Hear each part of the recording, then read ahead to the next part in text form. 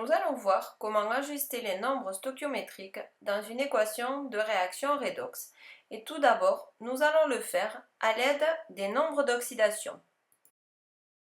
Pour cela, nous avons besoin de quelques propriétés. La première, c'est lorsque l'élément est oxydé, son nombre d'oxydation augmente et il diminue quand l'élément est réduit.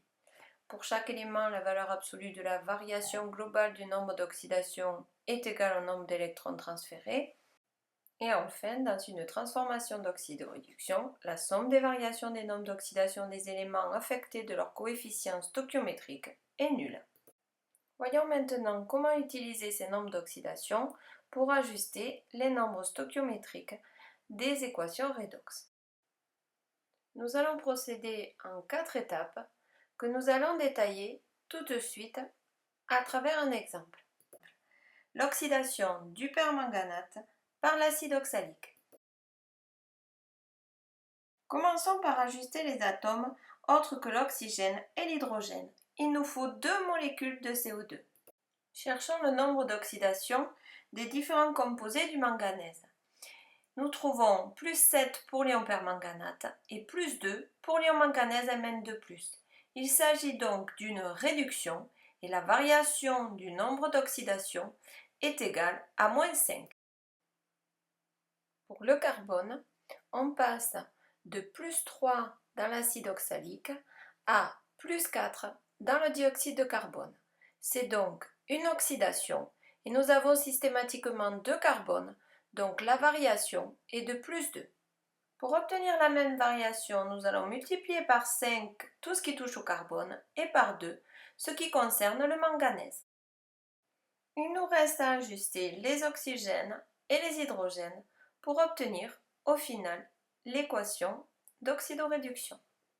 Nous allons maintenant utiliser les demi-équations redox afin d'écrire l'équation d'oxydoréduction.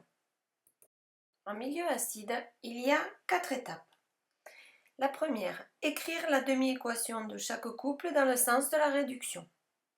Pour chacune, assurer la conservation des éléments autres que l'hydrogène et l'oxygène, ajouter de l'eau pour ajouter l'oxygène, ajouter l'ion hydrogène H+, pour ajuster l'hydrogène, ajuster les électrons.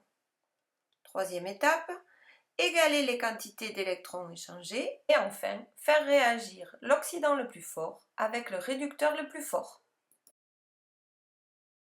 Prenons à nouveau l'exemple de l'oxydation du permanganate par l'acide oxalique. Écrivons les demi-équations redox en ajustant les nombres stoichiométriques de chacune.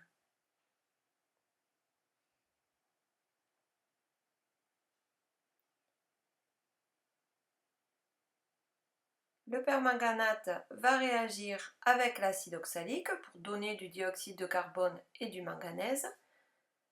Pour égaler la quantité d'électrons échangés, multiplions la première équation par 2 et la seconde par 5.